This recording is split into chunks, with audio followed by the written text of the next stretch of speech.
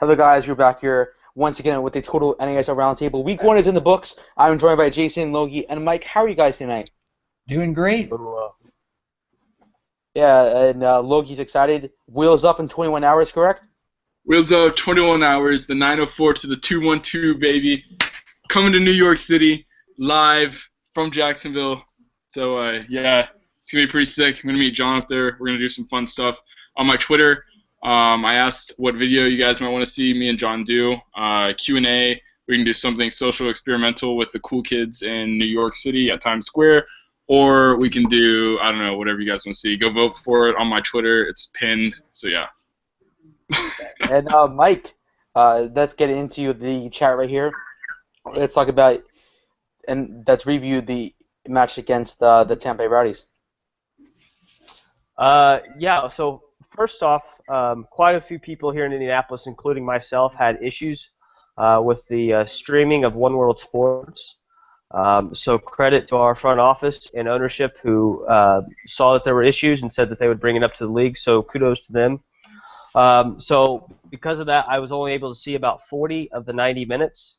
But from what I saw, both teams, and I said this, I believe, on Saturday as well, both teams were trying to figure themselves out just as much as they were their opponent. And you saw that for quite a bit of the match, especially in the 4-2-3-1 formation. A lot of the advantages and disadvantages that the formation has really canceled each other out. But I thought the back six, the back line, and the two defensive midfielders played excellent against the Rowdies. The Rowdies didn't have, threatening chances, I thought, throughout the game, where there wasn't chances where I said, Indy 11's hanging on by a sheer thread. But they had 23 interceptions, so that's 23 turnovers that they caused the Rowdies to have in this game, and that led the league. I was really impressed with Brad Ring and Nicky Patterson because in the 4-2-3-1 formation, the two most important positions are your defensive midfielders, and they played absolutely excellent in this game. Nicky Patterson and Brad Ring had 41 pass attempts each, which led the team. Brad Ring had completed 78% of his passes. Nicky Patterson only completed 56 passes, but I was still thoroughly impressed with both of them. Brad Ring was excellent last year, but he's even gotten better this year. His fitness level I thought was tremendous. Even from last year, he looks stronger, he looks quicker. His vision has improved dramatically, even though he was excellent last year. That's improved. And with Nicky Patterson, this was his first game back since June 14th of last year. So he's had a long road to recovery with a torn ACL and everything. So he only played 60 minutes, but he had more touches, over 50 touches for Indy 11, which led the team. So I thought he played really, really well. And Ring and Patterson, their style of play complemented each other really well. So I was thoroughly impressed with Indy 11 and how they played on Saturday night, and hopefully they can create a few more opportunities against Ottawa and score some goals against the Fury. Mike, I have a question for you if you don't mind. Yeah, go ahead. But after seeing them draw against one of the better offensive teams in the league, does this change your perspective of them this season, or is it pretty much exactly what you thought? I knew the defense was going to be good, but I didn't know how good. With that being said, I didn't think Tampa Bay created as many opportunities as they could have, and I really thought the Indy 11 kept Tom Heineman in check. But with that being said, I don't think the Rowdies utilized Tom Heineman enough. But I was thoroughly impressed with how this backline played, especially given the fact of how rough the preseason went. I was impressed with the backline. It'll be interesting to see how they transition from marking a big, strong forward like Tom Heineman, who's really good in the air, and going up against players like Dennis Chin, who's really quick and has a low center of gravity for Ottawa. So that'll be a challenge for Saturday. But I think the back line has improved from preseason up until their first game, yeah. So let's sort of preview Indy 11 versus the Ottawa Fury. This is going to be the second match on Bein Sports. Mike, so where do you see this match going? I'm predicting this game Indy 11 2, Ottawa Fury 0.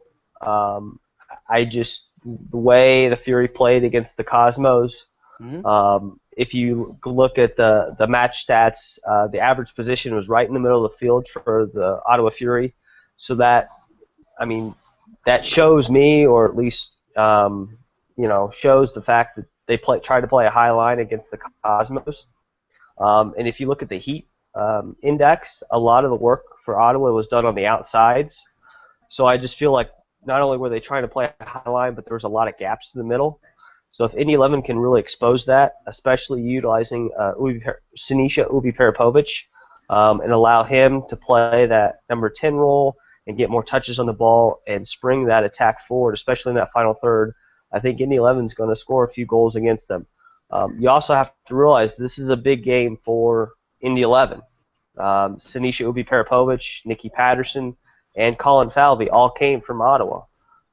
In fact, Nicky Patterson was quoted on Twitter as saying, quote, "There's no way we're going to lose to that team, and there's no way we're going to lose at home," end quote. So in Indiana, we'd say them fighting words in Indiana, and that's what I believe that those are. Those are fighting words. And I don't think it's a revenge match for those three players, but I think it's one of those matches where we're going to show you what could have been in Ottawa, and we're going to do it tonight. And so I think that that's going to be a big game for those three guys. Weather-wise, the high that day on Saturday is supposed to be 44, the low around 29. So neither team's going to have an advantage in this game because they're used to playing in the cold weather. So no humidity or heat. In fact, in Ottawa this week, the field was covered in snow at the TD place.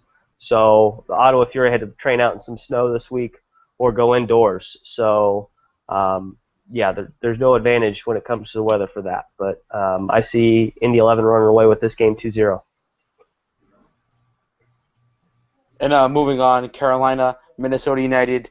It didn't go how I predicted, but Jason sort of predicted this outcome. The Redhawks played a great matchup, but Minnesota came fighting as well. Christian Ramirez, his first goal for the season. It was like the best goal on the weekend.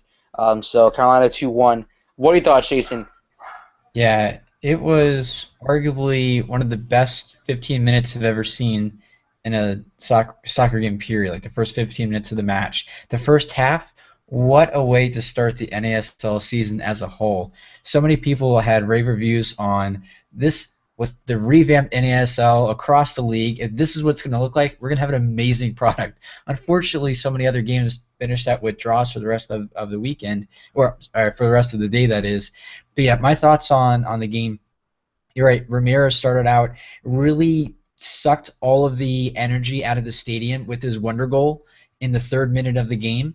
But you know what? As soon as the Redhawks started to rebound immediately and really dominate possession early on in the game, you just had that feeling like, you know what? I think we can play with these guys. You know what? I think we can equalize. And then Shipolani had another nominee for goal of the week with his little chip shot that he had over Nijak. It was really exciting to get a chance to see because it was right in front of the supporters, that equalizer. And about 13 minutes later, we had the go-ahead goal by Austin Deleuze with the Moses cross right to Deleuze. It was, again, right in front of the supporter section. We were going nuts. If you looked at some of the pictures of the week, you might see one of the ones with Deleuze climbing into the stands to celebrate with him after he scored his goal. The second half definitely calmed down a little bit. We were trying to nurse that one-goal lead. A few notables, though. We did have one concussion. Kareem Moses, our defender, suffered a concussion with a head-to collision with Anor, I believe it was. He got replaced by Simon Mensing, one of our defending signees. However, Mensing got a red card in the 80th minute. So we had to spend our last 7 minutes or so really playing on our back foot. And this is after they've subbed in Lance Lang and Pino, who many thought would start, but apparently they were still kind of nursing injuries, trying to get match fit for Minnesota. So going up against one of the most potent offenses of Lang, Ramirez, Pinho, it was basically all bunkering down for the Royalhawks. We were able to hold on to the 2-1 win. I may or may not have been crying in the stands due to sheer joy, unexpected bliss. But it was great. I was really happy of my Railhawks boys for taking out arguably the most talented squad in the NASL this first weekend. Yeah, and moving on, the sort of derby that is not really there yet, but the Fort Lauderdale Strikers versus Miami FC is 1-1 and finished. But that wasn't a penalty for the Strikers. That wasn't a penalty. That was just a very cheap call at the end of the match. Hey, I have a question real quick for Jason. Hmm? Yep. It just seemed to me, I don't know if you were there live, but it just seemed to me when I was watching the game that the mentality for both teams were very different. I felt like the Railhawks came out and the mentality was we're going to win the game. And I felt like for Minnesota, it was like it almost felt like it was a preseason match at times. So, well, this is a preseason match and a run-up to MLS. What were your thoughts on the mentality? Especially after the Ramirez goal, I think Minnesota's like, yeah, this is going to be a piece of cake. We're going to steamroll over the NASL, and it almost felt like they took their foot off the gas a little bit. Now during the preseason, they were getting scored on left and right. Now it was against MLS teams as well as some of the Mexican club teams. So you're like, oh well, maybe they're just being scored on because they're playing against really high caliber squads. But really, I think the NASL now is taking notice that their defense is a little bit shaky, and though they're going to have one of the better offenses in the NASL, they might be exposed, and it might just be a shootout. Every game they might have to win with the shootout. On the Railhawks side, we've had quiet confidence throughout this preseason that our defense is rebuilt.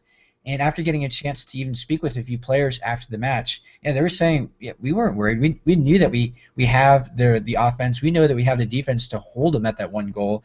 Just can we actually do it? Are we going to slip back into old habits and allow that late goal, especially when we went down a man? But this is a team with a different attitude that seems to have a belief that we can play with any team. It's just going to be a matter of who's going to get the breaks. But I was, and to piggyback, I was thoroughly impressed with how Carolina played, especially going down one goal. I mean, it just seemed like that mentality was driven in them that we're going to win this game no matter what. And my other follow-up question, I'm sure this is going to be a question throughout the whole year, but the consistency of the referee. What are your thoughts on that? Because I know Simon Mincing, the former Warrior for the Atlanta Silverbacks, now with the Railhawks. I mean, he almost had the same exact tackle as I believe it was Jordan, and he walked away with a red, and Jordan walked away with a yellow for United. Yeah. Oh yeah. Yeah. I don't even know if he got a yellow. But he sent Becky flying in the air, tumbling in the air with the studs up challenge, and 10 minutes later, Mensing had the same exact thing. Yeah. He got a straight red. A straight red. Not even a yellow. It just was astonishing. When I saw the card going up, I'm like, oh, he gave him a yellow. And when I hear everyone else groaning, I'm like, oh, wait, that was a red. Oh, crap. And realizing that we're going to have to play against the full force of the Minnesota attack down a man for the last 7 minutes. But one quick note on that, going to the resiliency I was speaking of earlier, over the last 7 minutes, I specifically looked at the Opta stats for that. We actually split 50-50 possession and 50-50 on each other's attacking ends. So down a man against this crazy offense, we actually definitely held our own in that particular situation. So I was very happy about that. Yeah, and the first matchup for Rayo OKC, it drew 0-0, which it was a fair scoreline, and there's so much to take from this match as well that we will get into right now. That on the turf, Jason, there was nails on the turf because they put. I heard. Yeah, they put the turf together a couple days before the first matchup. So, what are your thoughts on this? And do you think the referees should have sort of called the game off and call the turf and the surface not safe to play on? That would have been devastating, considering that they had the highest draw from the weekend with having over 6,000 fans, and their inaugural match that they had called the game because of that. I heard Porter on his podcast that they canceled having a beer stand or beer garden right at the very end, which would have been devastating for me if I was there. But to call the game altogether, oh my gosh, it would have been riots. But I really think they probably felt the pressure to actually play the game. But yeah, they had turf on the actual football field. And in order to widen the field, they had to go onto the actual surrounding track, nailing turf onto turf and nailing turf onto track. And during the preseason throughout the game, or I don't want to say rumors, but player reports said that some of the nails were coming up throughout. Now, I doubt it was like a full-on minefield of nails all throughout the field, but still dangerous enough where if you catch it wrong, I mean, you're going to get blooded up pretty bad. My personal note on this game, though, this Edmonton-Rayo draw, I actually feel that the Edmonton performance was the most impressive team performance of the week, even more so than Cosmos drubbing the Fury, even more so than the Railhawks home win against Minnesota. I mean, because Railhawks, we always do pretty well at home, so that wasn't too much of a surprise. But the Eddies playing on the road, getting the 30th minute red card, playing 60 minutes down a man against one of the probably top 3 or 4 offenses in the NASL of Rayo OKC. I was incredibly impressed by Edmonton's resiliency to keep that game at a 0-0 draw after playing down a man for 60 minutes on the road. That is incredible. That is incredible. What are you guys' thoughts on that? All right, I'm just gonna briefly jump into the matchup. Big game for Rayo OKC.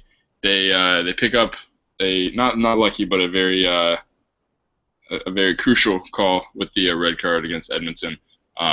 Missed opportunities, and that's what killed them in the game. You know, they've got an attacking prowess. They've got Ryan Johnson, who used to play for Portland.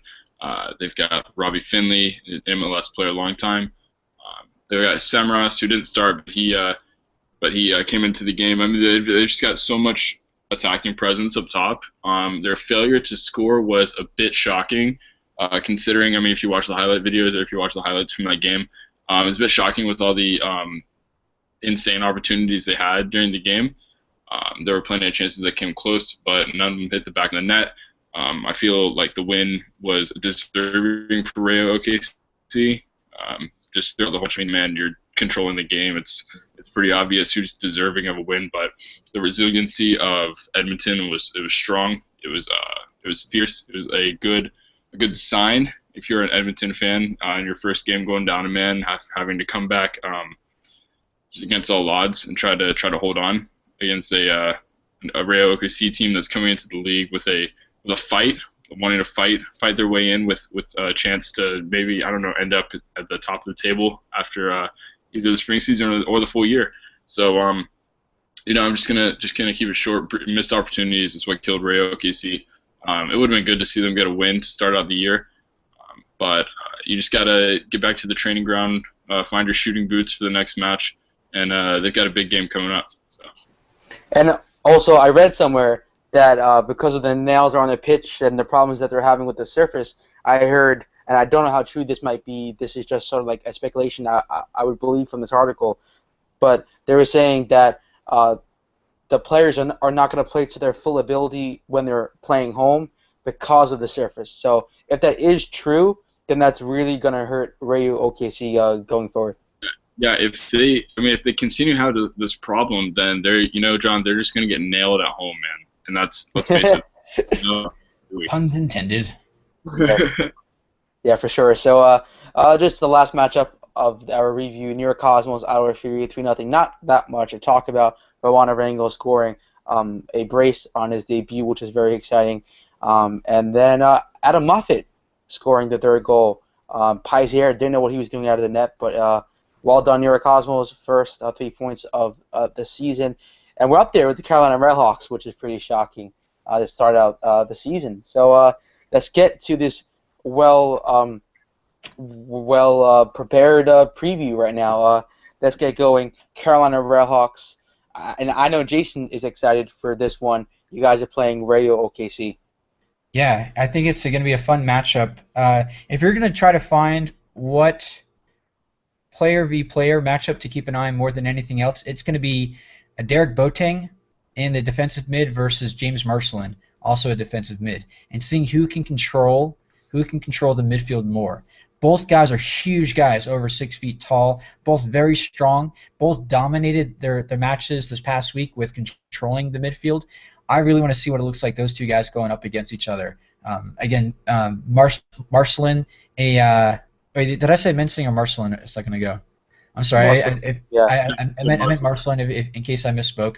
But yeah, James Marcelin, he was a top 11 guy last year. Boateng, again, coming from Ghana with international experience. It's going to be a fun match. Now, I'm also curious to see if Samaras is going to play and how much is he going to play, because he looked phenomenal when he came on against Edmonton over the last 12 minutes that he actually played. Can Carolina really stop that level of offensive firepower? Now, I feel that the defense that the Carolinas can be able to put up against Rayo is going to be stronger than what Rayo faced last week. But I also think that Rayo might be potentially a little bit more composed than the Minnesota team, a little more hungry than the Minnesota team that we played this previous week. And you can't forget that our Railhawks are horrendous on the road. We have always been horrendous on the road. So I don't know if we're going to turn into our infamous Roadhawks or if we're going to actually play like the Railhawks that we were last week. And if we could ever get any level of consistency on the road, we could easily be a top of the table team in a top four. But it's really going to come down to what do we do on the road this season to really buck the trend of our poor performances in the past. If you're going to push me with the result, though, I mean, I'm never going to go against my Railhawks, but I think I can rationalize Railhawks win of 2-1. The fact that Rayo, I doubt they'll be kept scoreless for 2 weeks in a row, but I think Carolina really impressed me with how well they were able to move the ball and have a consistent scoring option. Duluth really controlled the left side of the field. I wouldn't be surprised if a goal is coming from that direction as well. So again, I'm going to at the end of the day predict a 2-1 win for our Railhawks. And Logie, what are your thoughts on a score prediction for Rayo OKC Carolina Railhawks? Right. So the thing about this game is that you've got Rayo OKC. You know, they got their new team. They've got that swagger of being a new team. I know the Armada had it last year after coming out of a preseason and going to their first game. They scored really quick into the game. JJ 11 seconds. So they have a swagger. Every new team has a swagger. They're the new kids on the block. They want to perform. They want to outshine. Just prove the doubters wrong, you know. And it's really going to come down to Carolina making Rayo OKC uncomfortable at their home. And I think that in this game, I haven't seen Carolina play. I haven't seen OKC play. But I think just with the, I don't know. It's gonna be a tough game. I think it's gonna be a draw. I think that OKC is gonna jump out to an early lead. They're gonna score the first goal. It's gonna be hype. Fans are gonna be going crazy. But I think that Carolina is a strong enough team to bounce back and from adversity like they did last week against Minnesota United. I think they're gonna nail them with the goal, and it's gonna end 1-1. Rayo OKC Carolina. Again, with this nailing, it's going to be 1-1 on my result as well. I also wanted to say something really quick. I think I saw something, or I heard someone say this about Samaras, is that you may not see him start that much at home just because of the field, because it's like that bad. So I'm not sure if that was like an actual, if that was an actual like storyline, or if someone was just being annoying and making it up. But I heard a guy say that he may not be starting, but he'll come off as a bench at home just because of, you know, the problems that they're having with the field and other such influence. One more storyline I want to bring up about this game is the Royal Hawks, which really relied on a pretty solid defense week one. We're immediately down to only 4 defenders after the first week because Miller got a concussion the last week of preseason. We have Moses, who got a concussion last week against Minnesota, and we have Mensing that's going to be on a red card. So we are already down to only 4 defenders on the roster. So the reason, if it doesn't finish 1-2 or 2-1, I think that Rayo is probably going to get a late goal just because of our wear down of our defense, having pretty much being forced to play the same 4 guys all match. So just another side storyline to think about. Yeah, and moving on, FC Edmonton against Minnesota United FC. I personally think Minnesota United is going to get their first 3 points of the season. They're going to beat the Eddies because the Eddies didn't look that strong against Rayo OKC. So I expect Minnesota United to come out up front by a score of 2-0. Logie, what are your thoughts going into the first matchup on Sunday? I think that the loss of Lance Lang is going to hit Edmonton pretty hard. You know, they've brought a few guys in. They've still got Amiobi, who looks like their brightest player right now. But that Lance Lang is the big loss. How many goals did he score last year? Was he double digits last year? I don't remember. You remember? I don't know. He's up there though. He's up there in the scorers list. But the goal presence, I don't think it's not there anymore with Edmonton.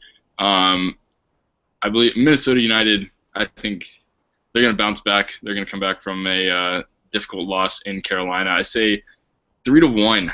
I think they're going to hop out to a 3-0 lead, and then Edmonton's going to peg one back. But it's not going to be enough. Minnesota United is too strong of a team to be dropping points or losing to the Eddies, and it's going to be 3-1. And Jason, your thoughts? Yeah, Edmonton playing at Edmonton on a Sunday is kind of a black hole for a lot of teams. Catches a lot of teams off guard. But with that said, Minnesota, they have to be embarrassed. They have to be pissed after losing to the Railhawks week 1, especially how they did with allowing the Railhawks to come back on them. It's not like they got shocked and they couldn't catch up. No, they got it taken away from them. So Minnesota, they have to be hungry with it. I know there's a little bit of infighting, though. The coach was not happy about Lance Lang's play with being very undisciplined, even though he was a huge offensive spark for the team. So I'm interested to see how much he's actually going to play Lang. For disciplinary purposes, I wouldn't be surprised if he's Lang the whole game, but it would be a travesty for Minnesota and their fans if that was actually true of what they end up doing. I see this game being pretty close just because it is on the road, and I mean, look back at the first week. And it's true for the NSL overall. It's really hard to ever win on the road, period. So I'm expecting a 0-2 Minnesota win here. I think that Minnesota is going to finally get their first win of the season. If they don't, though, because this, to me, was the hardest game to pick. If they don't get a win, especially if they lose, there's going to be some meltdowns in the fan base, and that's going to be fun. Personally, I think they had their mindset on MLS, but I think a lot of people want to see them win a trophy before they go to MLS. So that's really up for debate within their supporter culture there in Minnesota. And the last matchup, and I know Logie is excited for this one, Jacksonville, New York Cosmos. I think there's 9 people right from Section 904 coming up to New York City, and it's going to be Star Wars night. Logie is the most excited person for that very first promotional night for the Cosmos. We're gonna take down the Death Star. That's what we're going up to New York doing. We're gonna fly in our X-wings, and we're going to just absolutely destroy that thing. It's a big game. It's the first game of the year. If you don't know, we were on a bye week last week, and we like to call it down here since we are Armada, we are blue. We like to call it the bye week blues. It was a tough time. It was a very sad moment when the schedules got released and we saw that we were not playing the first week. We were pretty upset. We took it to Twitter, voiced our concerns. The NASL didn't care, so it was a bit upsetting. But with that being said, we have played one less game than everyone, and that means we have one more game to look forward to than everyone else. So, with that said, big game in New York. It is the Cosmos, the bad guys, versus the Armada. Like John said, I will be traveling 2.5 hours via plane to New York City, and I am more than I've ever been for anything ever in my life. It's going to be an awesome away day. It's going to be a big game. I think that this game's it's gonna define how our spring season. It's gonna be a definition of our spring season, because if you look at it from both sides, if you go into New York and get a win, then you're saying yes, we can play with any team. We have overcome the stumbling block of the away record that we have. We beat New York. We can beat anyone in this league. We can go to any home team and beat them at their home, and that's if we win. And I think that mentality, if we beat New York, then we go on to a Miami FC and Fort Lauderdale Strikers team that they're not as good, and they're not as dominant of a team as New York Cosmos. And if we can beat New York, it'll make a statement that we can beat these two teams. And if you get 9 points out of your first 3 games, we are in good shape, especially with Edmonton right after that. So I'm saying with a win in New York, it could be huge. It could be the building blocks to a strong spring season. But on the other side, did not win an away game last year. Our record is as dismal as Carolina Railhawks, as Jason mentioned. Um, if we lose this game, it's just another testament to our poor away form. It's just another one of those games, another loss that we're going to have to go through on the road and hopefully try to bounce back from. So it's huge on both sides. Whatever happens, I think it's the definition it's the pinnacle of what the spring season is going to look like for us. And I'm telling you, if we can come out with a win against New York, it'll be absolutely huge for the team. And two things. The first thing is last season the Armada didn't really play well on the road. So what do you think the Armada have to do to get some points out of their first match of the season? Okay, last year we played pretty horribly with our back line, and it's gonna be composure in the back. It's gonna be the organization of Richie Ryan in front of our back four, back three, whatever we play. It's gonna be Richie Ryan's gonna be the main guy to watch out for, and he's gonna be the guy to organize the defense, organize everything in front of him. He is the man to look out for the Armada. If we win and lose this game, it's gonna be on his play and how well he plays. What else do we have to do? I mean, it's going to be composure, and I think we need to take it to the New York Cosmos. There's too many games where New York, they just boss the league because they are the New York Cosmos, dude. They're the top of the table, the cream of the crop. So I think we just need to take it to the New York Cosmos. I'm saying play high risk, high reward. If you sit back too much against the New York Cosmos, if you try to sit back and hope for something to happen, play on the counterattack, you're going to get beat. It might take a while, it might be a while into the game, but eventually good chances you're going to get beat just because of the star power that New York have, especially Juan Arango, who's a New York player to watch out for. So composure in the back and to take it to New York, high press them, make them uncomfortable in their home stadium, which they're dominant in. Those are my keys to the game for the Armada. And also, I'm not Tony Meola, I'm not an expert coach. But I stack the midfield. New York likes to play a 4-1-4-1, which can be translated to a 4-5-1-5 in the midfield. Stack the midfield against New York, because we saw in the preseason we played a 3-5-2 and a 4-3-3. Those were the Armada's two go-to formations. If you play a 4-3-3 against New York like Ottawa did, they're going to smash you. And they smashed Ottawa. They took it to Ottawa. They controlled the game. And I just think with 3 midfielders to 5, if we don't stack the midfield, we're going to get run over all game. And our best bet, I believe, would be to play 5 in the midfield, take it to New York, like I said, and just keep it stacked.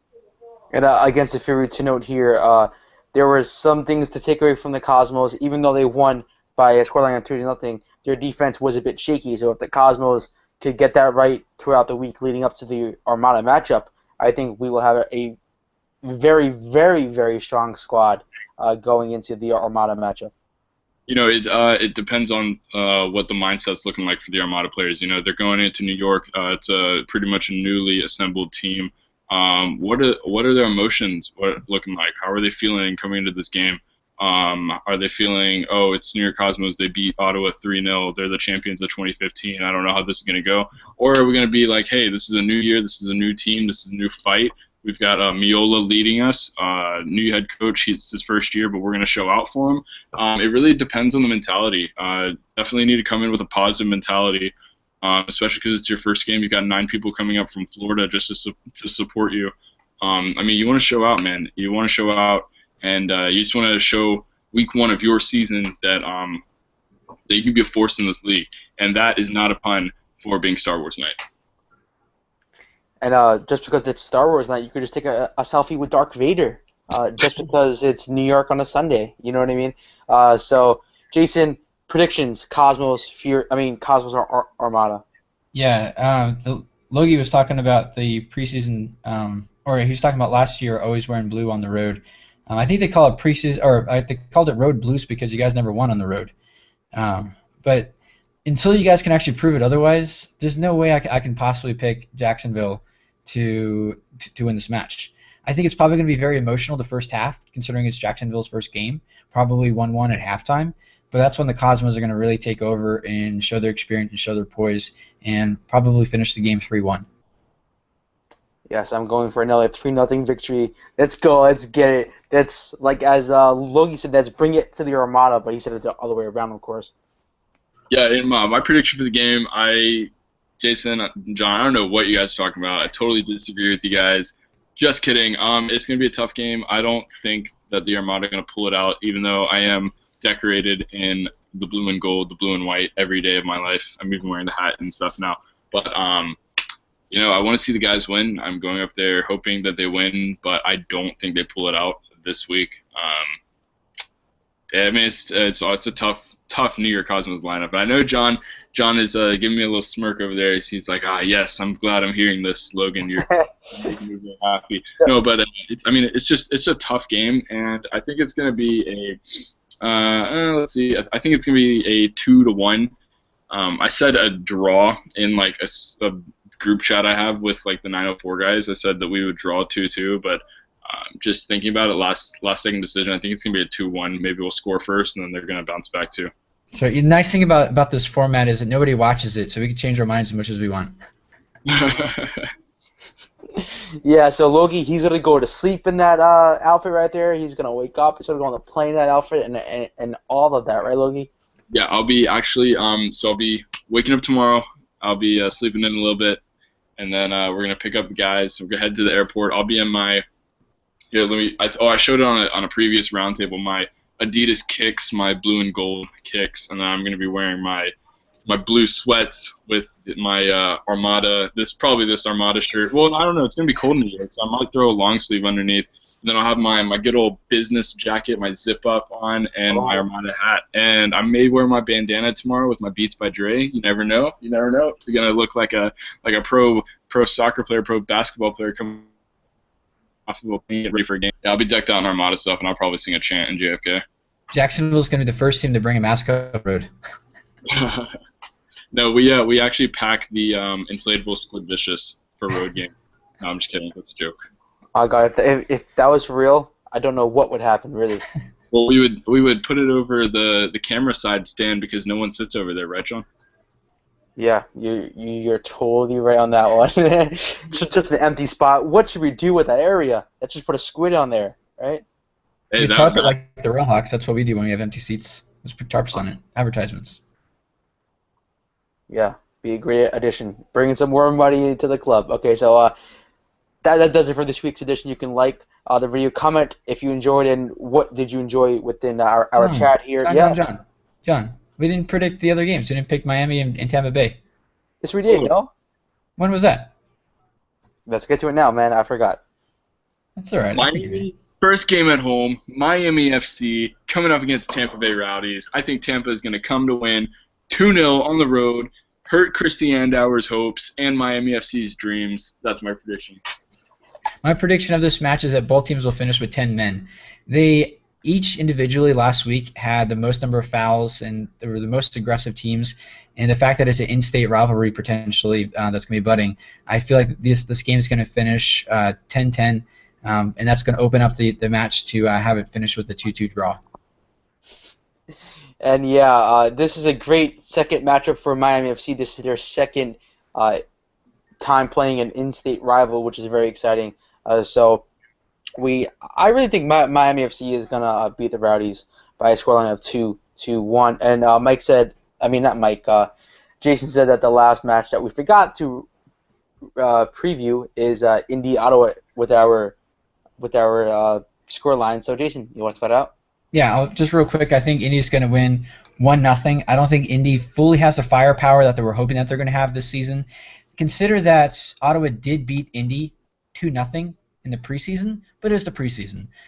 Ottawa looked a lot worse than what I thought they were going to look like against. I know they were playing the Cosmos, but playing on the road against Indy, their home opener against the Brickyard Battalion. The Brickyard Battalion is going to be so excited to see their home opener. I just think it's too much for Ottawa to deal with. Indy squeaks in a goal, 1-0. Yeah, I totally think Indy 11, 2-0 Fury. I think they need to gel a bit more, and I think we're going to see that late in this fall season. Yeah, I've got Indy going 1-0, like Jason said, until the 80th minute when Ottawa just great, just a lot of fury builds up in Ottawa, and they come back, score an equalizer, 1-1, just kills the hopes and dreams of the Indy 11, the Brickyard Battalion, Slaughterhouse 19, and it's going to be a 1-1 draw this weekend in Indianapolis. That finally does it for this week's show. I want to thank Jason Logie for coming on this week. Logie, safe travels, man. You broke up a bit. Are you traveling first class? We'll be traveling via boat. No, I think we're like whatever. What's after first class, like reg or Business? Economy? We're just 9 guys traveling up from the 904. That's what we're they're gonna traveling somehow. We don't know how they're getting there, but they're getting there, okay? So we will see you guys in New York real soon. Jason, thanks for coming on. Let's go Carolina Railhawks. Cosmos, Railhawks, at the end of the weekend will be top of the table right next to each other. Also, really quick before we go off air, I'll be taking my video camera to New York. I'll be video logging a lot. So if you like to see my face, like to see my snapback I always wear, I will probably be posting something on the channel later on after my road trip. So subscribe to the channel if you want to see Logie's face, and if you wanna be on the vlog, you know what I mean. Just come by Manhattan. Yeah. Just hit us up in Manhattan. We'll be going around Saturday and maybe snowing. So wear your boots and yeah. So just look forward to a video log. We'll be doing a lot of it in New York, and also, like I said, check out the Twitter, my pinned tweet to see what you want to see from me and John, because we're gonna hang out Saturday, and I'm gonna give him a big kiss on his forehead. So. Oh God. Okay. Peace, everyone. See you guys next week.